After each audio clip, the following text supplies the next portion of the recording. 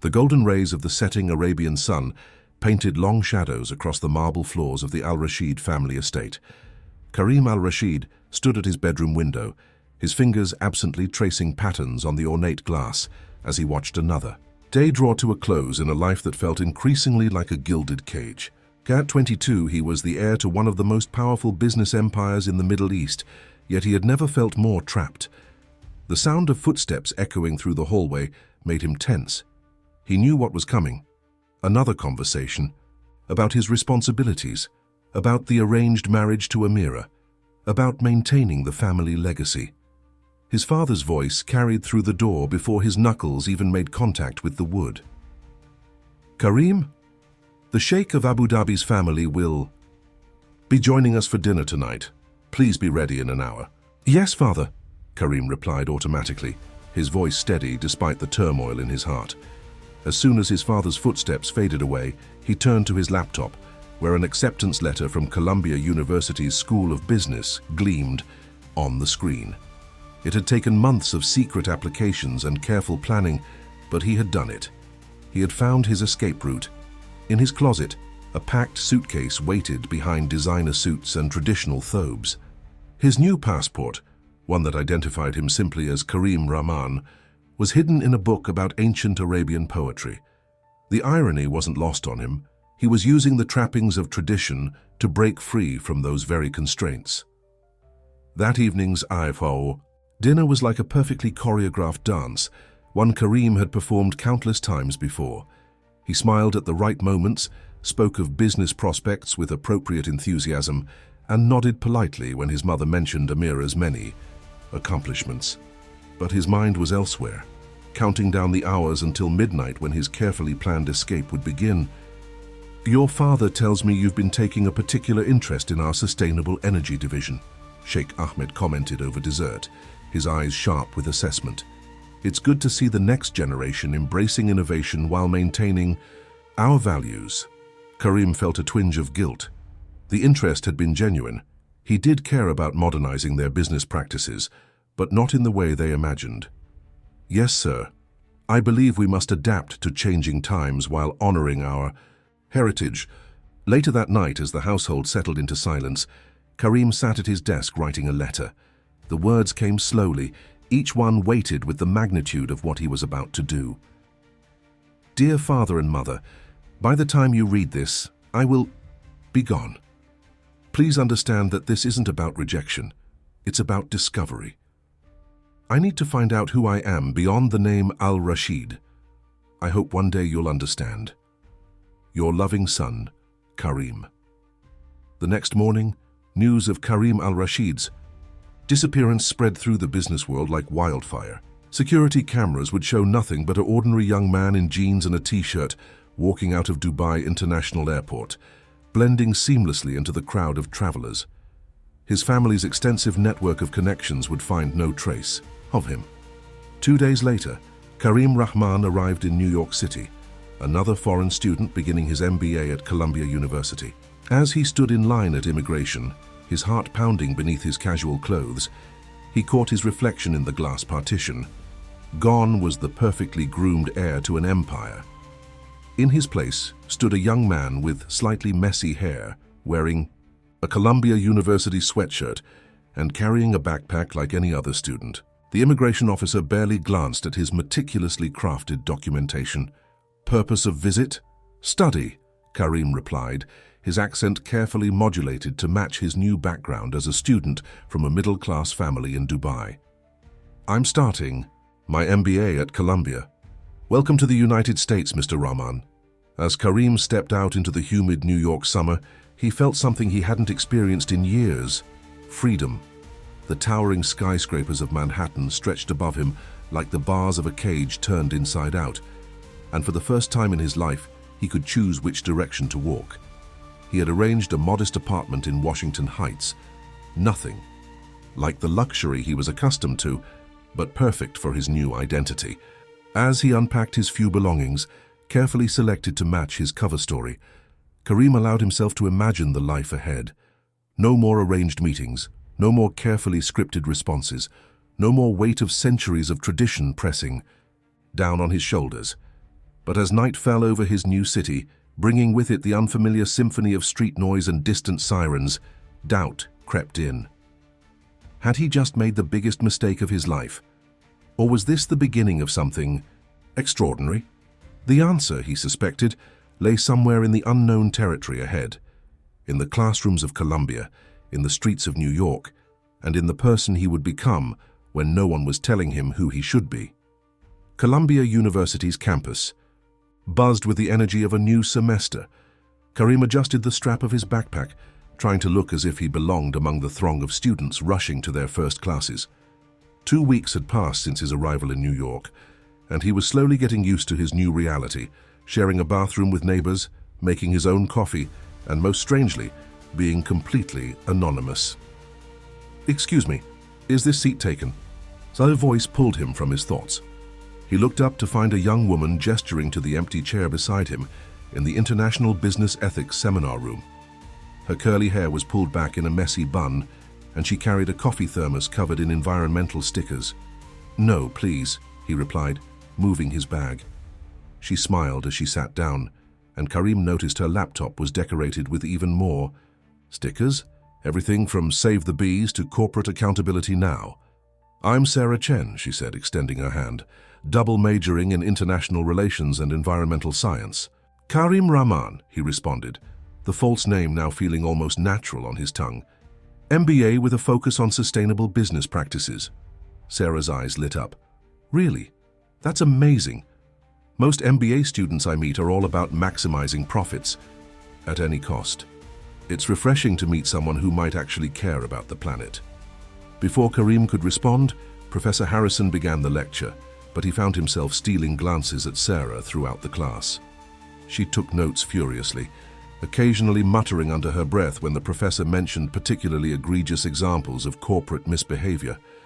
Her passion was both familiar and foreign to Karim.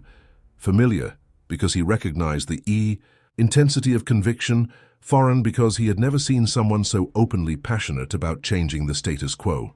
The lecture focused on ethical decisions in global business, and Karim felt increasingly uncomfortable as the discussion turned to labor practices in the Middle East. He knew firsthand about some of the issues being discussed. They were happening in his family's companies. But here, as Karim Rahman, he could only listen and take notes, fighting the urge to defend or explain or apologize. After class, Sarah caught up with him. "Hey, a bunch of us usually grab coffee after this class to continue the discussion. Want to join?" Karim hesitated. His instinct was to maintain distance, to protect his secret. But isn't this exactly why he had come to America? To experience normal life, to engage in real conversations. "Sure," he found himself saying. "I'd like that." The coffee shop was crowded with students, but Sarah's friends had claimed a corner table. As they discussed the lecture, Karim found himself drawn into a debate about corporate responsibility in developing nations. He carefully edited his responses, removing any hint of first-hand knowledge, but his passion for the subject couldn't be hidden. "You really know your stuff," Sarah commented as they left the coffee shop 2 hours later. "Most people just quote the textbook, but you seem to understand the real-world implications." "I grew up in Dubai," Karim said, sticking to his prepared background. "These aren't just academic issues there." Sarah nodded thoughtfully. "That's why I'm focusing on international relations. These problems need global solutions. Hey, I'm working on a research project about sustainable business practices in the Gulf states. Would you be interested in collaborating? Your perspective would be really valuable." Karim froze. Working closely with someone meant increasing the risk of his secret being discovered. But as he looked at Sarah's eager expression, he realized something. For the first time in his life, someone was interested in his thoughts, not his name or his family's influence. "I'd like that," he said finally. "But I should warn you. I can be quite passionate about these issues." Sarah grinned. "Good. Passion is exactly what we need to change things." As they exchanged contact information, Karim felt both excitement and anxiety churning in his stomach. He was building connections, forming relationships based on genuine interests rather than social obligations. But with each new connection came new risks.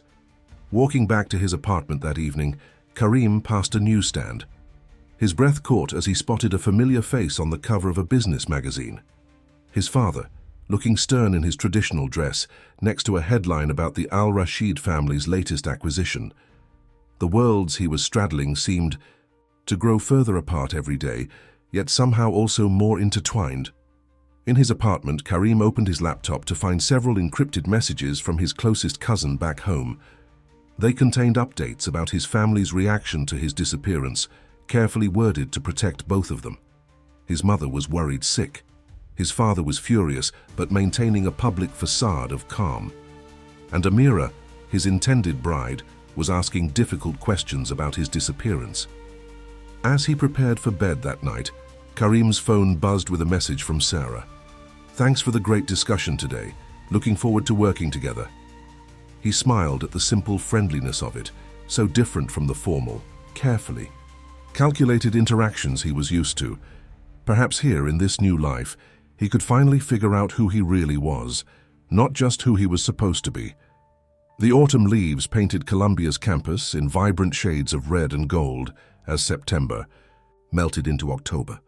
Karim and Sarah had fallen into a comfortable routine of meeting after their shared class, their research project serving as a perfect excuse for spending time together. Today, they sat in their usual corner of the library, surrounded by books and papers about sustainable business practices. "Look at these profit margins," Sarah said, pointing to a graph on her laptop screen. "These companies claim they can't afford better working conditions, but their executives are making millions in bonuses." Her voice carried a hint of righteous anger that made Karim shift uncomfortably in his chair. He knew those numbers all too well. They were eerily similar to his family's business model.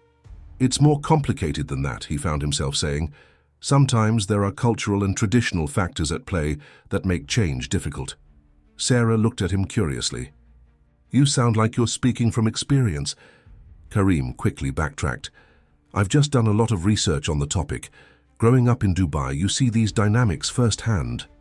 "That's why your insight is so valuable," Sarah said, reaching across the table to touch his hand briefly.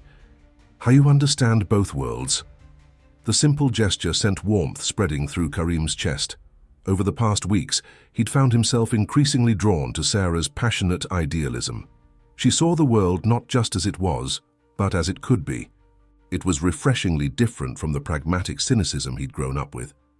Their work sessions often evolved into deeper conversations about life, family, and future dreams. Karim had become skilled at telling selective truths, speaking about his desire to make a difference in the world, while carefully omitting the extent of his ability to do so. "My parents wanted me to follow a very specific path," he told her, one evening as they walked through Riverside Park. The setting sun painted the Hudson River in shades of orange and purple. They had everything planned out. My career, my marriage, my whole life. Sarah wrapped her scarf tighter against the autumn chill. "Is that why you came to New York, to forge your own path?" "Something like that," Karim replied, fighting the urge to tell her everything. "Sometimes you have to leave everything behind to figure out who you really are." "That must have taken incredible courage," Sarah said softly. "Most people just accept the life they're given." If only she knew the full truth, Karim thought. Would she still admire his courage if she knew he was essentially living a lie? Their research project was gaining attention within the department. Professor Harrison had suggested they present their findings at an upcoming International Business Ethics Conference. The invitation both excited and terrified Karim. Such exposure could increase the risk of his true identity being discovered. One afternoon, as they prepared for the presentation in the business school's study room, a familiar face appeared in the doorway. Karim's blood ran cold as he recognized Ahmed Al-Farsi, the son of one of his father's business associates. They had met at several family functions in Dubai. Ahmed's eyes widened in recognition, but before he could speak, Karim quickly excused himself from Sarah and pulled Ahmed into the hallway. "Karim Al-Rashid," Ahmed whispered incredulously. "Everyone's been searching for you. Your father—" "Please," Karim interrupted, his voice low and urgent. "I can explain everything, but not here. Can we meet privately? Ahmed glanced at Sarah, through the study room window, then back at Karim. A calculating look crossed his face. Of course, tonight at 8? The coffee shop on Amsterdam Avenue? Karim nodded, his mind racing with potential ways to handle this situation. As he returned to the study room, Sarah looked up with concern. Everything okay? You look pale. Just a slight headache, he lied, hating how easily the deceptions now came to him. Actually, I think I should call it a day. Rain check on dinner? Sarah's disappointment was visible, but she nodded understanding. Of course, get some rest. I'll fine-tune the presentation and send you the updates. As Karim walked home to prepare for his meeting with Ahmed, his phone buzzed with another encrypted message from his cousin. This one was urgent. Amira, his intended bride, had disappeared from her family's compound 2 days ago. The message ended with a warning. She's looking for you. The carefully constructed walls between his two worlds were beginning to crumble, and Karim felt powerless to stop it. As he climbed the stairs to his apartment, Sarah's words about courage echoed in his mind. But was it truly courage that had brought him here, or just elaborate cowardice dressed up as self-discovery? Tonight's meeting with Ahmed could either help him protect his new life or destroy it completely. And somewhere out there, Amira was searching for him, carrying with her all the obligations and expectations he'd fled from. The peace he'd found in his new identity was about to be tested in ways he hadn't imagined. The coffee shop on Amsterdam Avenue was busy with evening studiers, but Ahmed had secured a quiet corner table. Karim arrived precisely at 8, his hands slightly shaking as he sat down across from his father's associate's son. I ordered you cardamom coffee, Ahmed said with a slight smirk. I remember it was your favorite at our family gatherings. Karim accepted the cup, noting the implicit threat in Ahmed's casual reference to their shared past. Thank you. Now, about what you saw today. The heir to the Al-Rashid Empire, slumming it with scholarship students and activists, Ahmed interrupted, his voice low but sharp. Do you have any idea what your disappearance has done to our business community? The speculation alone has caused market fluctuations. I needed time to figure things out for myself, Karim replied, keeping his voice steady. Surely you can understand that. Ahmed leaned back, studying him with calculating eyes. What I understand is opportunity when I see it. Your father would be very interested in knowing where you are. What do you want, Ahmed?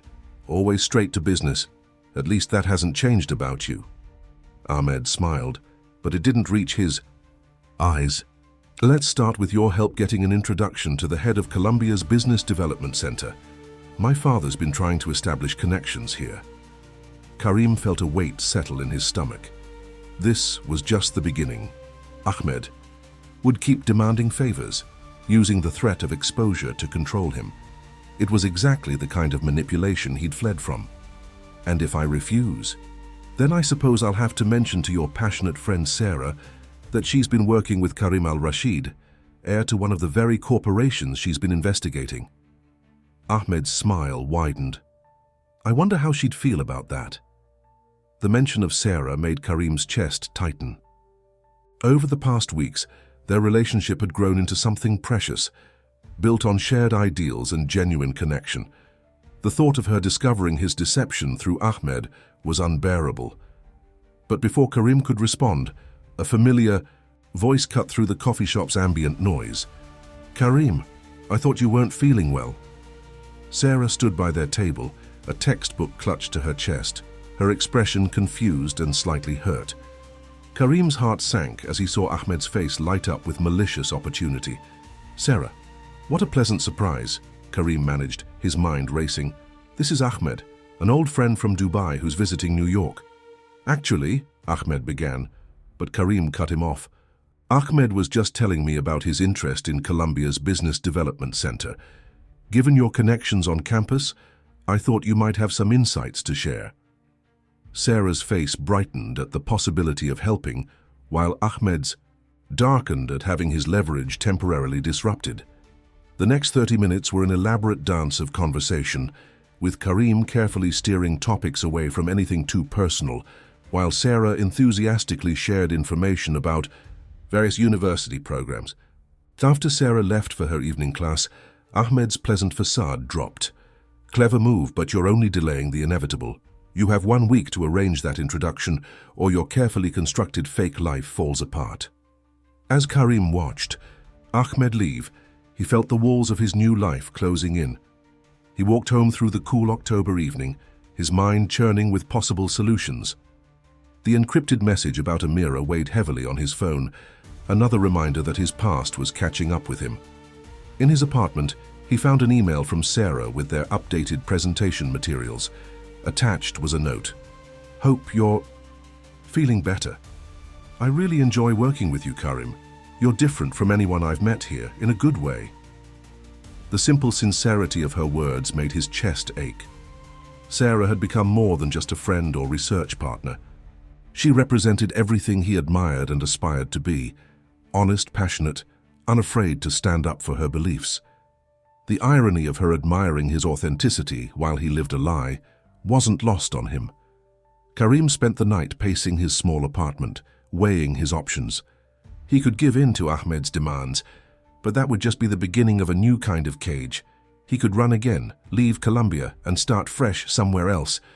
Or he could do the one thing that terrified him most: tell the truth. As dawn broke over the city, Karim made his decision.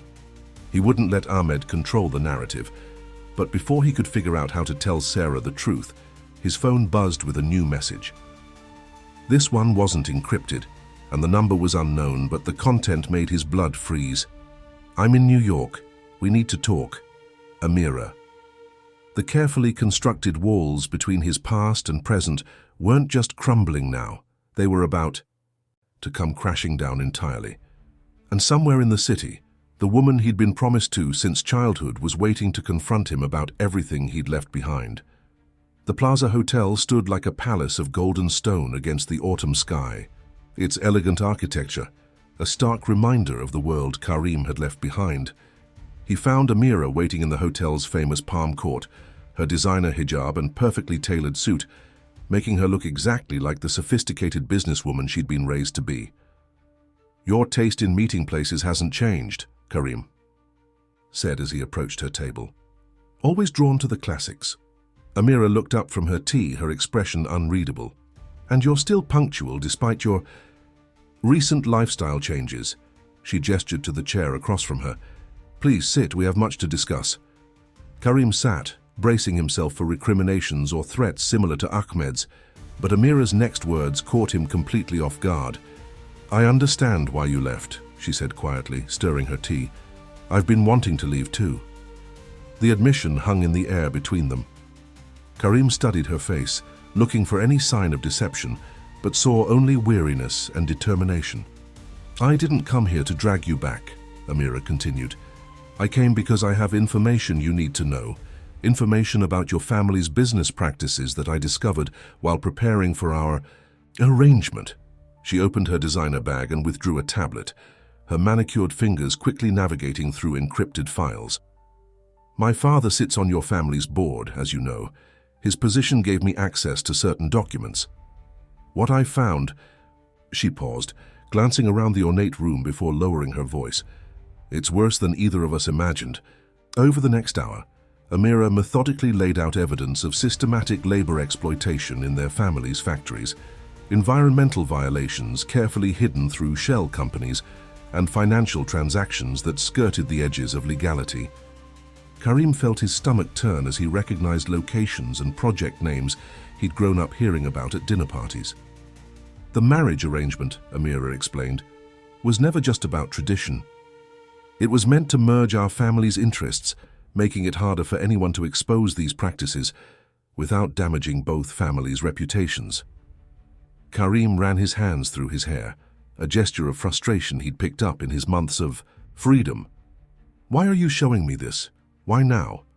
"Because you're different," Amira replied, meeting his eyes steadily. "You had the courage to leave, to choose your own path. And because I've seen you with that American girl." Karim's head snapped up. "You've been watching me? I needed to understand what kind of person you'd become before I approached you. I've attended a few of your business ethics seminars, sitting in the back. The way you speak about corporate responsibility, about making real change. Amira smiled slightly.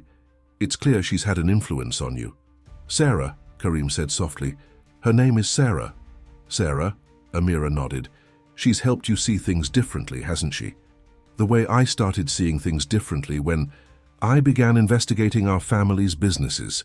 She leaned forward, her voice intense. We have an opportunity here, Karim. With my evidence and your position as heir, we could force real change. The weight of possibility pressed down on Karim's shoulders. It would mean going back, he said, the words tasting bitter in his mouth. Yes, but not as the person they expect you to be. Amira's eyes gleamed with determination. You've learned something valuable here in New York, the courage to challenge the status quo. Take that courage back home. Their conversation was interrupted by Karim's phone buzzing insistently. Text messages from Sarah. Where are you? We're supposed to present our findings to Professor Harrison in 20 minutes. Go, Amira said, understanding dawning on her face. But think about what I've said. And Karim. She caught his arm as he stood. Ahmed is dangerous. He's more involved in these corrupt practices than you know. Be careful. Karim rushed out of the plaza, his mind whirling with revelations. The woman he'd been dreading to face had become an unexpected ally, while the comfortable life he'd built at Columbia felt increasingly like a temporary refuge rather than an escape. As he hurried across campus to meet Sarah, Karim felt the pieces of his divided life shifting, realigning themselves into a new pattern. The truth about his family's businesses, Amira's surprising support, Ahmed's threats, Sarah's influence on his worldview, all of it was pushing him toward a decision he hadn't expected to make. But first, he had to face Sarah. Walking into the presentation room, seeing her bright smile turn to concern at his flustered appearance, Karim knew he couldn't maintain the lie much longer. The truth would come out one way or another. The only question was whether he would be the one to tell it. Are you okay?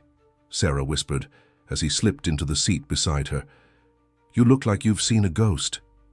Not a ghost, Karim replied, managing a weak smile. Just the past catching up with me. The irony of speaking this particular truth while still hiding so much made his chest ache. Professor Harrison called the class to order, and Karim forced himself to focus on their presentation. But Amira's revelations echoed in his mind along with her final words, "Be careful." The path ahead was becoming clear, but it was lined with dangers he was only beginning to understand. The autumn sun was setting behind Columbia's iconic buildings as Sarah and Karim left Professor Harrison's classroom. Their presentation had been a success, but Karim could barely remember what he'd said, his mind still reeling from his meeting with Amira. "You were distracted today," Sarah said as they walked across the quad. "And don't tell me it's just a headache this time." Her tone was gentle but firm, concern evident in her eyes. Karim stopped walking, looking at the golden leaves swirling around their feet. The moment he'd been dreading had arrived, accelerated by the day's events. "Sarah, there's something I need to tell you, but not here. Could we go somewhere private?" They ended up in a quiet corner of Riverside Park, sitting on a bench overlooking the Hudson River. The water reflected the pink and orange sky, creating an almost surreal backdrop for what Karim was about to reveal. "Remember when you said I was different from anyone you'd met here?" Karim began, his hands clasped tightly in his lap. "There's a reason for that. My name isn't really Karim Rahman. It's Karim al-Rashid." Sarah's brow furrowed in confusion, then her eyes widened as recognition set in. "Al-Rashid? As in the Al-Rashid Corporation we've been investigating in our research?" Karim nodded, unable to meet her eyes. "I'm the heir to the company. Or I was, until I fled to New York to escape an arranged marriage and a life I didn't choose." The silence that followed was deafening. Sarah stood up, pacing in front of the bench, her arms wrapped around herself. "So everything, our research, our discussions about corporate ethics, all of it, was just what? A joke, some kind of game?" "No." Karim stood too, reaching for her but stopping when she stepped back. "Everything I said, everything I believe, about wanting to change things, That was real. You helped me see things differently, Sarah. You showed me what it means to stand up for what's right. By lying to me. Her voice cracked slightly. Do you know how many hours I spent telling you about the exploitation in companies like yours, never knowing I was talking to someone who could actually do something about it? I know. I'm sorry. The words felt inadequate. But things are more complicated now. The woman I was supposed to marry, she found me today. She has evidence of serious ethical violations within the company, things that go beyond what we uncovered in our research. Sarah stopped pacing, her academic interest warring with her personal hurt. What kind of violations? Karim told her everything Amira had revealed, the labor exploitation, the environmental violations, the complex web of financial deception. As he spoke, he could see Sarah's expression shifting from anger to concern to determination. These workers, she said finally, sitting back down on the bench, they're real people, aren't they? Not just statistics in our research papers. Yes, Karim replied softly, and I've known some of their families my whole life without understanding what they were going through, without wanting to understand. Sarah was quiet for a long moment, looking out over the river.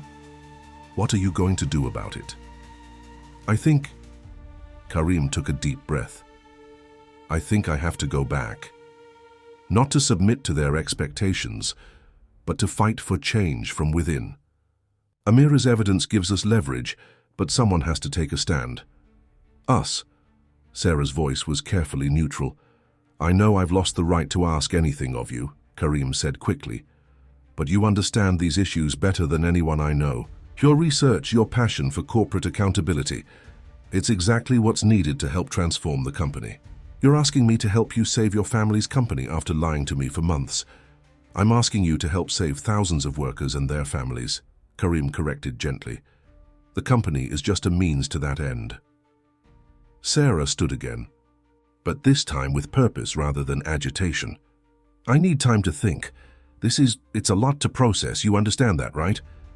Karim nodded, fighting the urge to reach for her hand. Of course, take all the time you need. And Ahmed? The guy from the coffee shop, he knows who you are.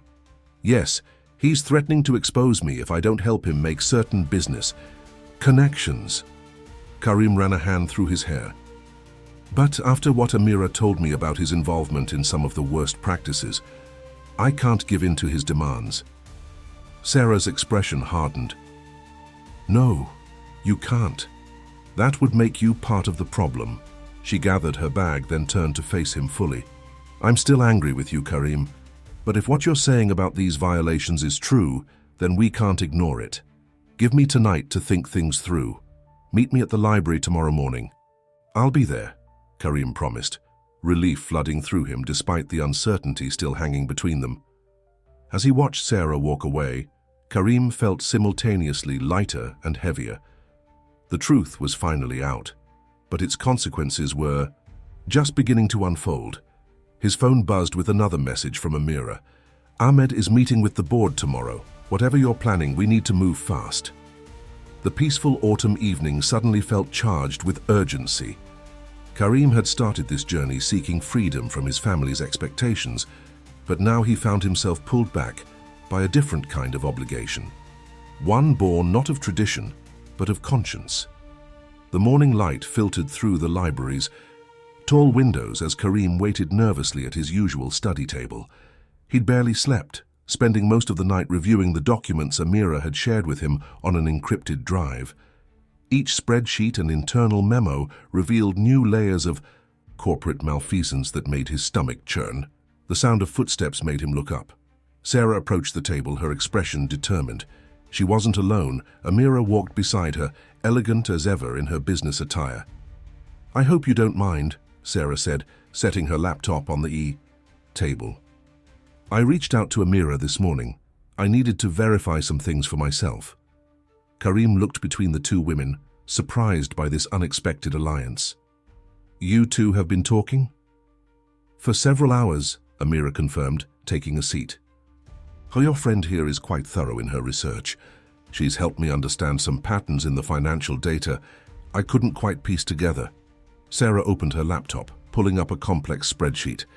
The environmental violations aren't random incidents. They're part of a systematic effort to cut costs across all operations. The same board members appear in the documentation repeatedly, including Ahmed's father. And they've been using our planned marriage as cover, Amira added, her voice tight with controlled anger.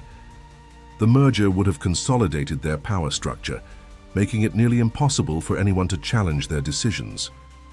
Karim leaned forward, studying the data they'd compiled. So what do we do? If we expose this publicly, it could devastate thousands of workers who depend on the company for their livelihood. That's why we need to be strategic, Sarah said, her academic expertise shining through. Change has to come from within, but with external pressure providing leverage. I've been researching similar cases of corporate transformation. She pulled up another document, this one outlining a detailed plan. First, we document everything properly and create secure backups. Then, we identify potential allies within the company. Surely there are other executives who've been concerned about these practices? My cousin Tariq, Karim said thoughtfully. He's been trying to implement worker safety improvements for years, but keeps getting blocked by the board. And there's Dr. Nasser in the Environmental Compliance Division. She resigned in protest last year. Perfect, Sarah nodded. We build a coalition while gathering more evidence, but Karim... She hesitated, meeting his eyes directly. This only works if you're willing to step up and lead.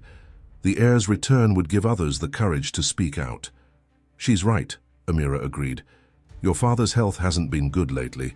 The board has been using that to consolidate their power. But your return could rally those who want change.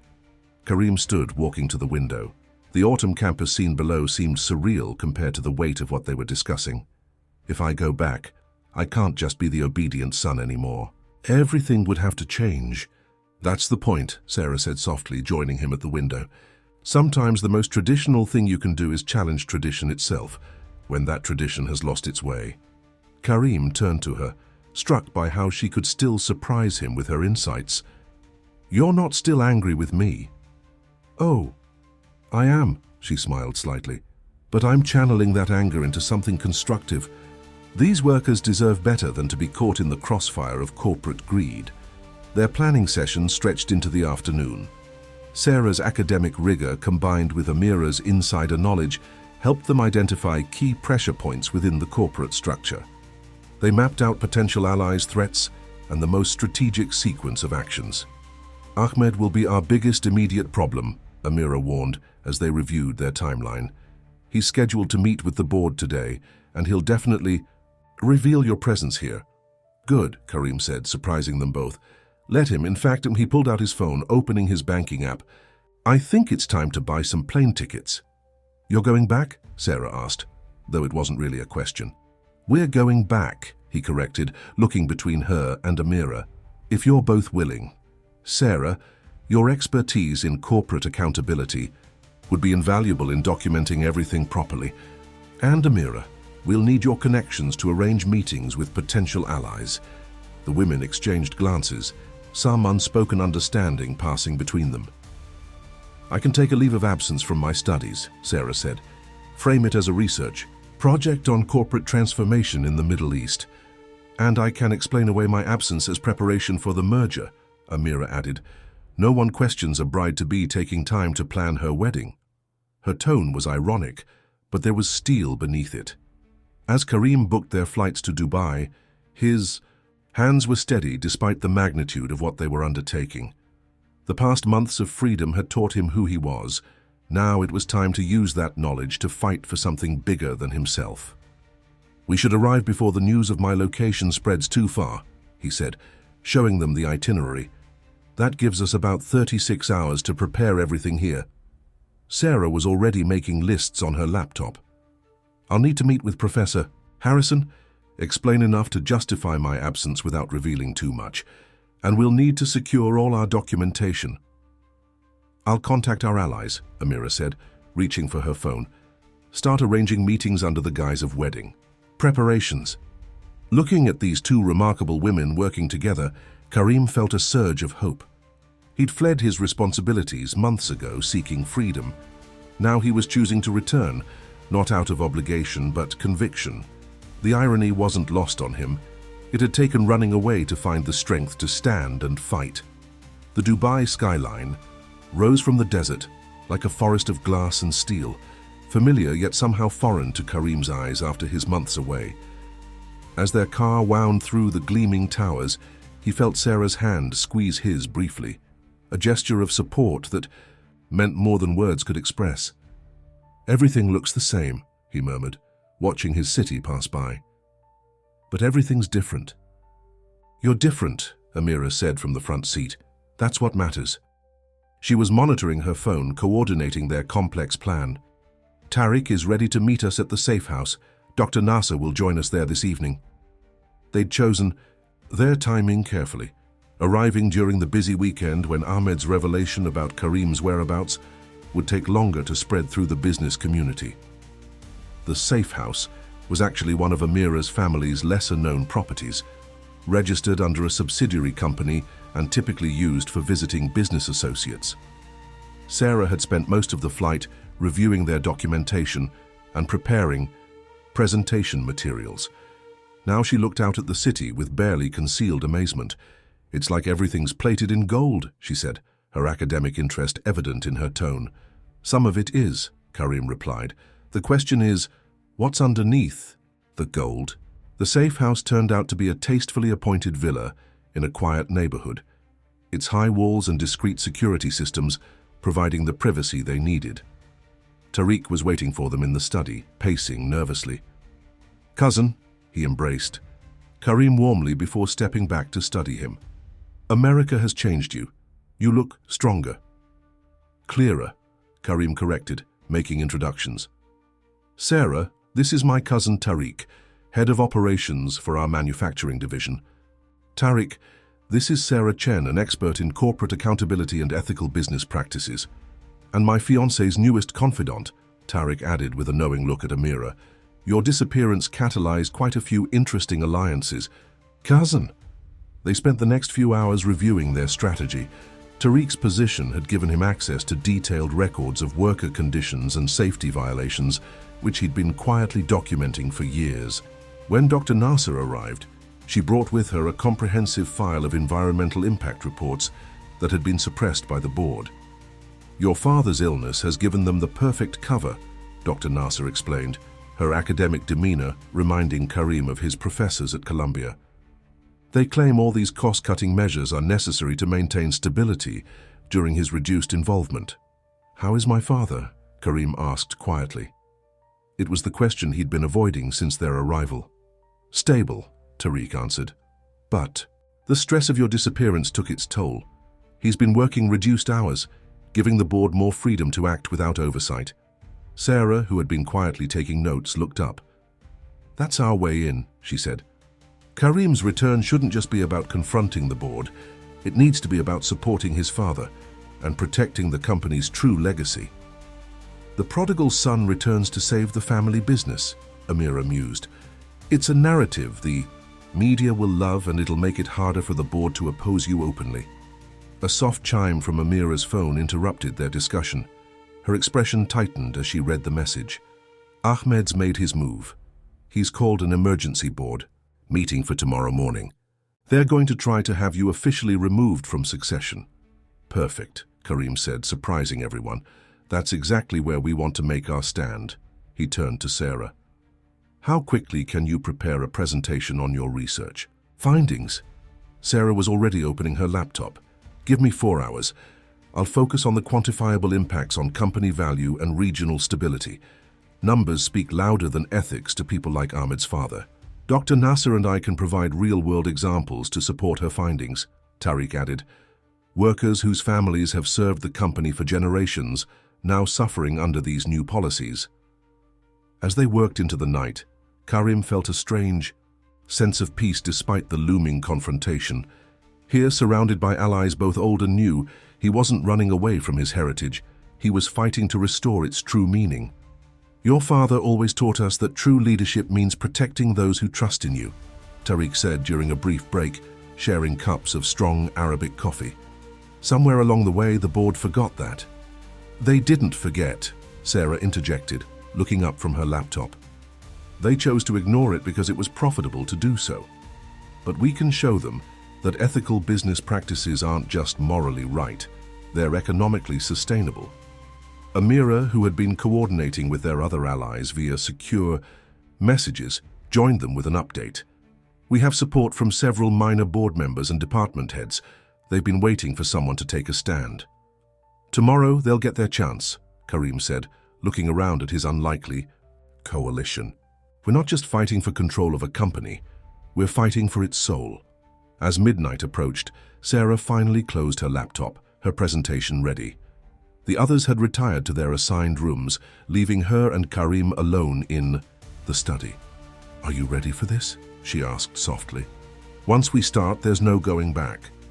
Karim looked out the window at his glittering city, thinking of all the lives connected to his family's company, workers, their families, communities built around their facilities.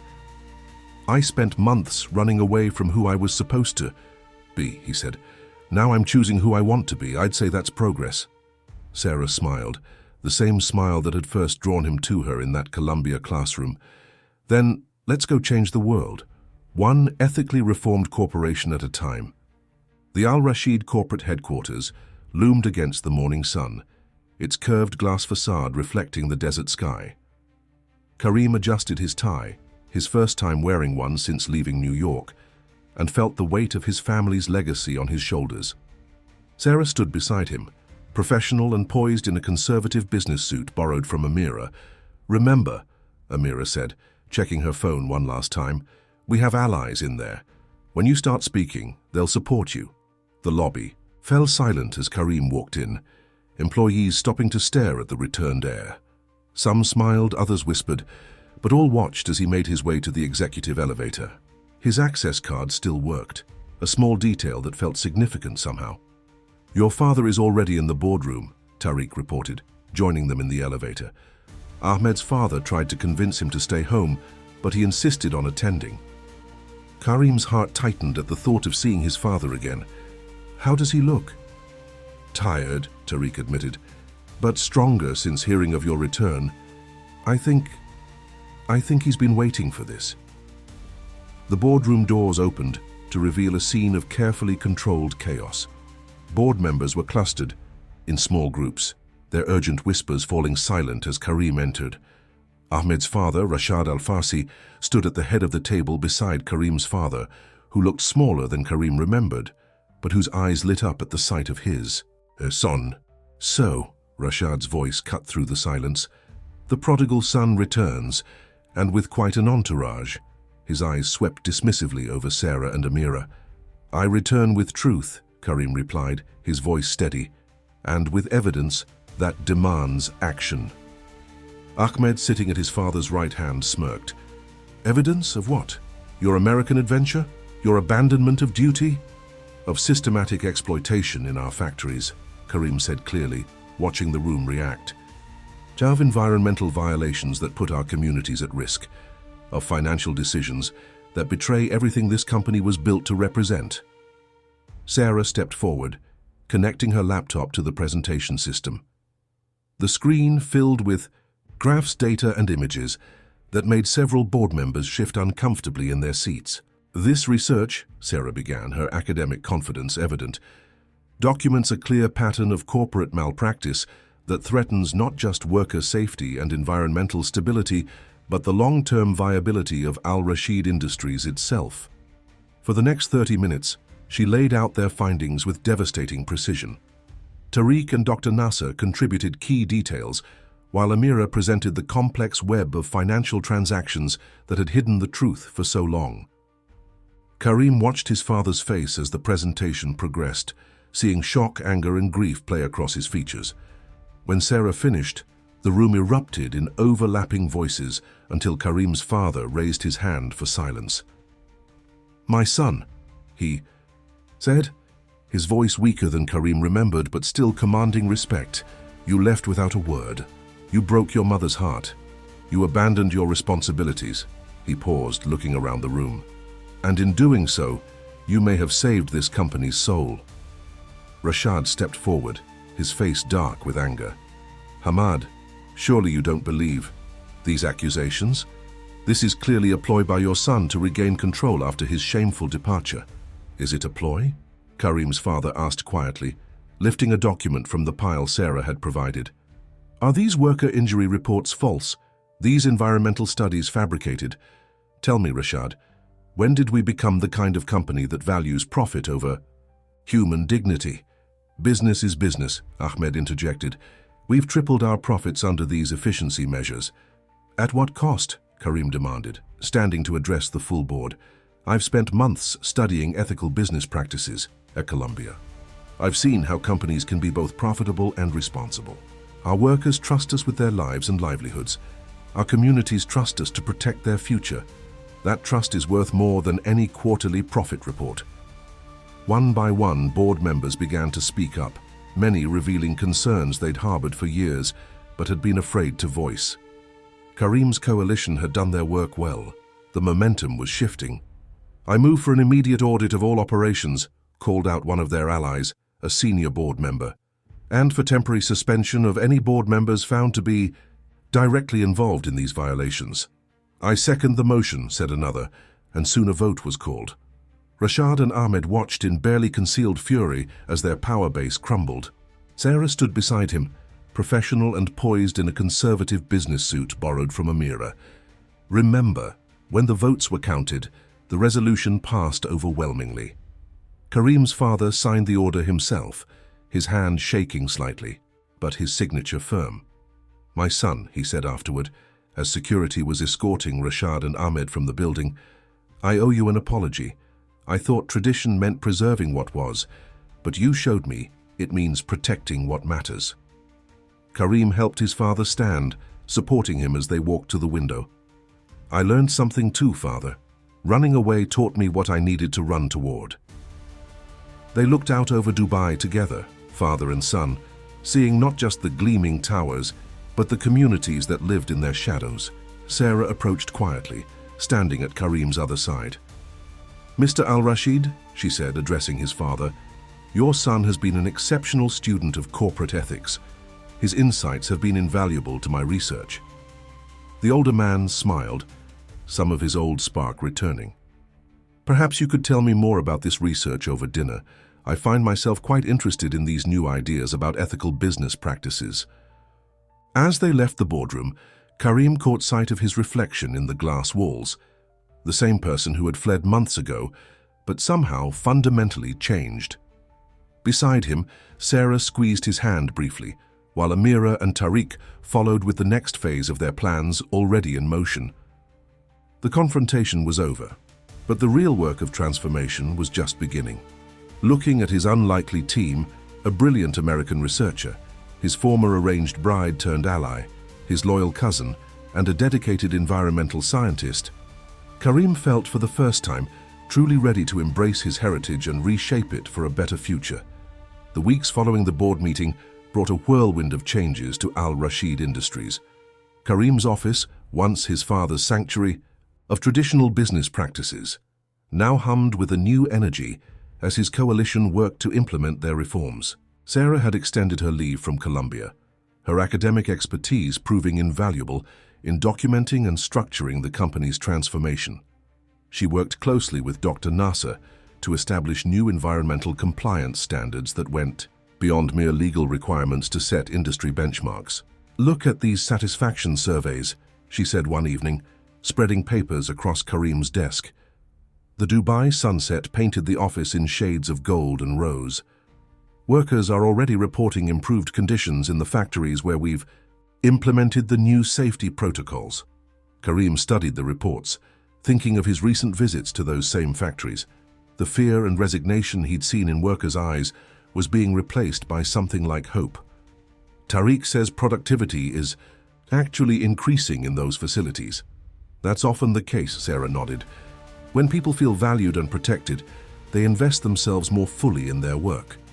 Their professional collaboration had slowly begun healing the personal trust between them. Sarah had moved into a company apartment, immersing herself in the culture she'd previously only studied. Karim found himself rediscovering his own city through her eyes. seeing both its challenges and its possibilities with new clarity. Amira had become an unexpected cornerstone of their efforts, her financial acumen and family connections helping smooth the transition.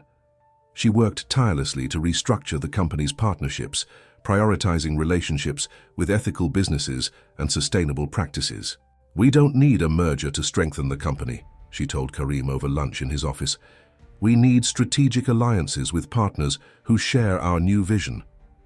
The transformation wasn't without its challenges. Some long-time executives resisted the changes, seeing them as threats to their authority or profit margins. Others, following Ahmed's example, tried to undermine the reforms through bureaucratic obstacles and delayed implementations. But Karim's father, growing stronger as his son's vision took shape, became their strongest advocate. His experience and reputation helped convince skeptical business leaders that ethical practices and profitability could coexist. "Your mother would be proud," he told Karim one evening as they shared tea in the family garden. "She always said you had a heart too big for traditional business," Amira said, checking her phone one last time. "We have allies in there. When you start speaking, they'll support you." The lobby fell silent as Karim walked in, employees stopping to stare at the returned heir. Some smiled, others whispered, but all watched as he made his way to the executive elevator. His access card still worked, a small detail that felt significant somehow. "Your father is already in the boardroom," Tariq reported, joining them in the elevator. "Ahmed's F." Now I understand what she meant. The garden had become their favorite spot for family discussions, its traditional Arabic design blending seamlessly with new sustainable landscaping features, a physical representation of their attempt to bridge past and future. Sarah joined them sometimes, her questions about Arabic culture and traditions leading to long conversations that helped Karim understand his own heritage in new ways. His father, initially formal with her, had grown to appreciate her intellectual curiosity and genuine respect for their customs. One such evening, as the call to prayer echoed over the city, Karim's father made an unexpected announcement. "I've been thinking," he said, "watching a sustainable irrigation system water the desert-adapted plants. Perhaps it's time for me to step back further from daily operations." Karim looked up sharply. "Father, you don't have to. Let me finish." The older man raised his hand, "Not because of my health, but because the company needs young voices now, new perspectives. You've proven yourself ready, not by following tradition blindly, but by understanding how to help it grow." Sarah, who had been quietly taking notes for her research, set aside her tablet. "The best traditions," she offered, "are those that can adapt without losing their core values." "Exactly," Karim's father smiled. "Which is why I'm not just suggesting a transfer of operational control, but a restructuring of our leadership model." He pulled out a folder containing proposals for a new corporate governance structure that would institutionalize ethical business practices and worker protections. "You've been working on this?" Karim asked, surprised by the detail in the proposals. "With some help," his father admitted. "Amira's legal team made significant contributions, and Dr. Nasser's environmental guidelines are incorporated throughout." As they discussed the proposals, Karim felt a deep sense of rightness. This was what he'd been searching for in New York, not an escape from his heritage, but a way to honor its truest principles while building something new. Later that night, walking with Sarah through the quiet streets of their compound, Karim found himself talking about the future for the first time without anxiety. "We're creating something unique here," he said, "a model for how traditional businesses can evolve." Sarah nodded, her research-oriented mind already seeing the broader implications. "It's not just about corporate reform," she said. "It's about showing that change can come from within a culture, not just from external pressure." They stopped at a viewpoint overlooking the city, its lights twinkling like earthbound stars. Sarah had grown to love this view, so different from New York's skyline, yet equally inspiring. "I'll have to go back to Columbia eventually," she said softly. "My dissertation won't write itself." Karim turned to her, realizing that somewhere along their journey, his feelings for her had deepened, from admiration to something more profound. We could establish a research partnership between Al-Rashid Industries and Columbia's business school, he suggested. Create a program for studying ethical business transformation in traditional markets. Sarah's eyes lit up with academic excitement. But there was something else there too, a personal warmth that made Karim's heart race. That would be as interesting, she said carefully, both professionally and personally. As they stood there, the desert breeze carrying the scent of night-blooming jasmine, Karim marveled at how his escape to New York had led him right back home, but to a home he was helping to transform, with a partner who challenged and inspired him, and a future that honored the past while embracing change. 1 year had passed since the dramatic board meeting that changed everything at Al-Rashid Industries. The company's headquarters now featured a living wall of desert plants in the lobby, a visible symbol of their commitment to sustainability. But the real changes went far deeper than cosmetic improvements. Karim stood at the podium of the Global Sustainable Business Summit in Geneva, preparing to deliver the keynote address. In the audience, he could see Sarah sitting beside his father, both beaming with pride. The past year had transformed Al-Rashid Industries into a case study in corporate reformation, attracting attention from business schools and corporations worldwide. A year ago, Karim began, his voice steady and confident, I was a student at Columbia University, hiding from my responsibilities and struggling to reconcile tradition with progress. Today, I stand before you, not just as the CEO of Al-Rashid Industries, but as proof that ethical business practices and profitability can coexist. The presentation screen behind him displayed impressive figures. Worker satisfaction up 78%, environmental compliance exceeding international standards by 40%, and most surprisingly to industry skeptics, profit margins maintaining stability through improved efficiency and reduced turnover. Our workers now receive comprehensive healthcare, educational opportunities for their children, and safe working conditions, he continued. Our environmental initiatives have reduced our carbon footprint while actually cutting operational costs. But perhaps most importantly, we've proven that traditional values and modern ethical practices aren't enemies.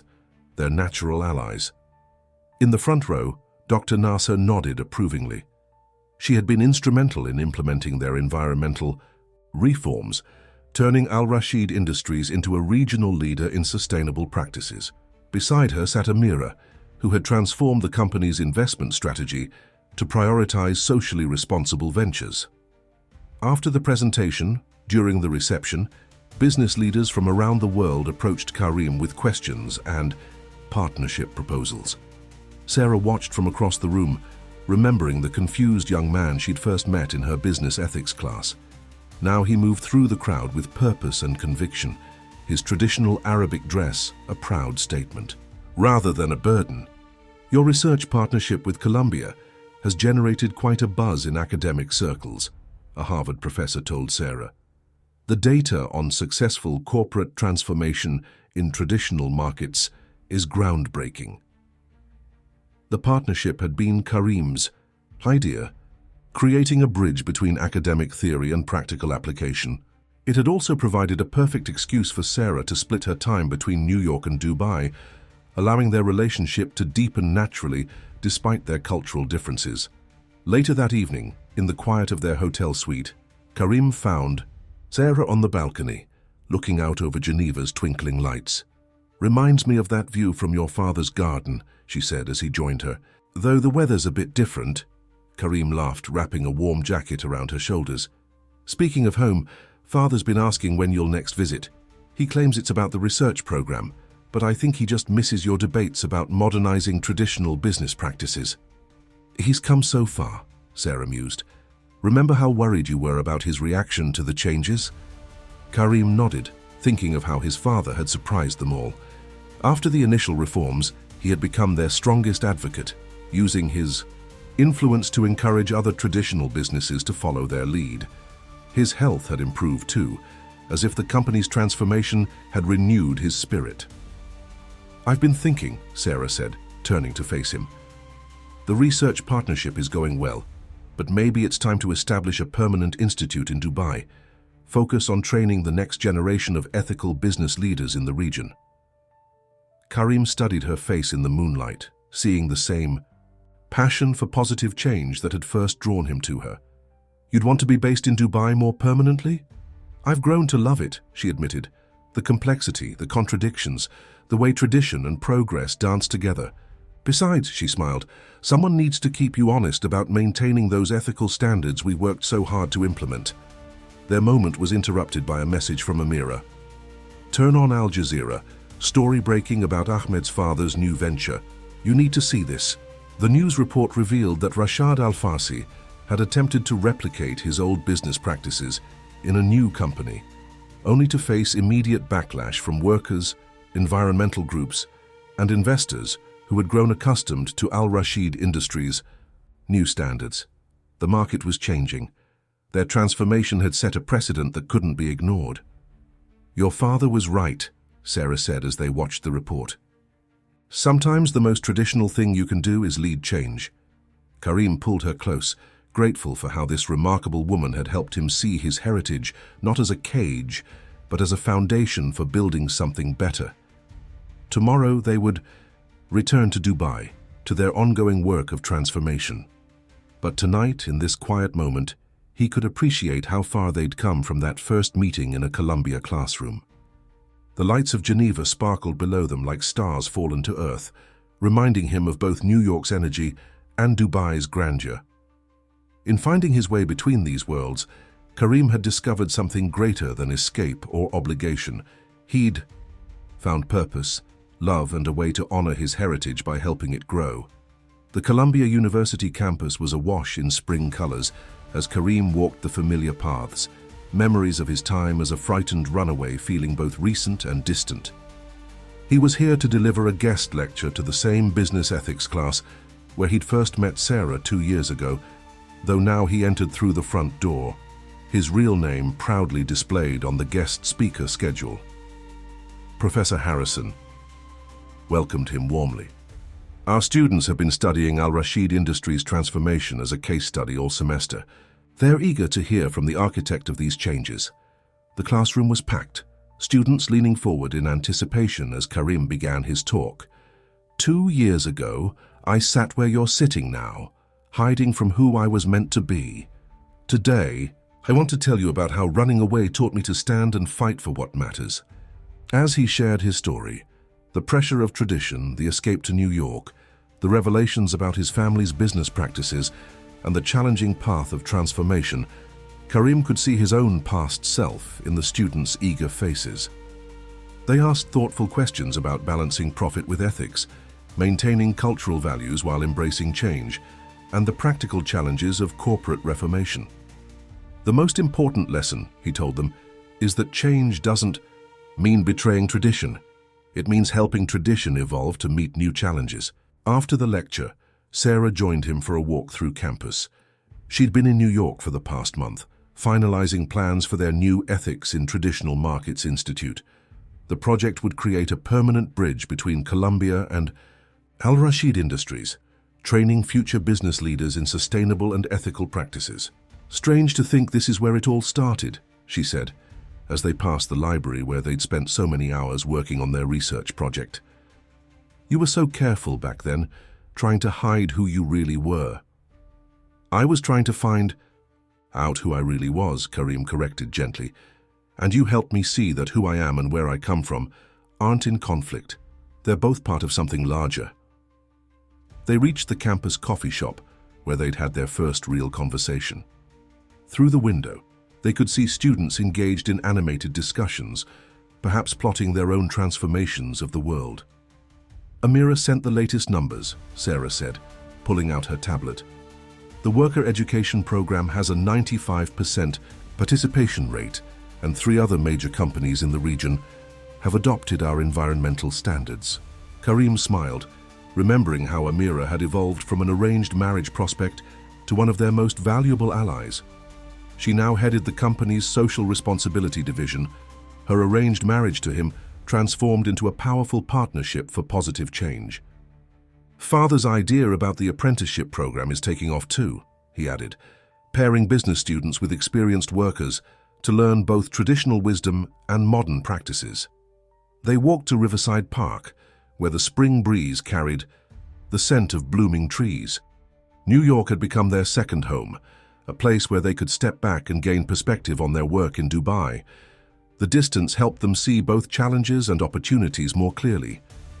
The Institute's first class starts in September, Sarah said, excitement clear in her voice. Students from 12 countries already enrolled. They all want to learn how to transform their own traditional businesses. They'll learn what I learned, Karim replied, that the greatest traditions are those that help us build a better future. He paused, turning to face her. Speaking of tradition and future, from his pocket he withdrew a small box. Inside was a ring that blended traditional Arabic design with modern ethical sourcing, diamonds certified conflict-free, gold recycled from old family jewelry. Sarah Chen, he said softly, you helped me find myself when I was lost, challenged me to be better when I was hiding, and showed me how to transform obligation into opportunity. Will you help me build this future we've imagined, not just as partners in work but in life? Sarah's eyes widened, then crinkled with joy. You know this brings our story full circle? From running away from an arranged marriage to freely choosing love? Is that a yes? Her kiss was answer enough, there in the park where they'd once walked as student and classmate, now standing together as equals and partners in all things. That evening they video-called Dubai to share their news. Karim's father, looking healthy and proud, beamed at them through the screen. About time, he said in English, making Sarah laugh. We've been preparing the garden for the celebration. Their wedding would blend traditions just as they had blended business practices, honoring the past while embracing the future. Plans were already being made to host both ceremonies, one traditional Arabic celebration in Dubai and one modern ceremony in New York. As they ended the call, Karim and Sarah stood at their hotel window, looking out at the city where their journey had begun. Below them, New York hummed with its endless energy. Across the world, Dubai awaited their return, no longer a place of obligation, but of opportunity. Ready for our next challenge? Sarah asked, her head resting on his shoulder. Karim smiled, thinking of all they'd accomplished and all that still lay ahead. The company continued to evolve. Their institute was about to launch, and their love had grown from shared ideals into something deep and lasting. With you, always. Together they had proved that love, like tradition, grows stronger when it's allowed to evolve. Their story had become more than just a personal journey. It was a testament to the power of choosing one's path while honoring one's roots, of finding freedom not in escape, but in transformation. The sun set over Manhattan, painting the sky in colors that reminded them of Dubai's desert sunsets.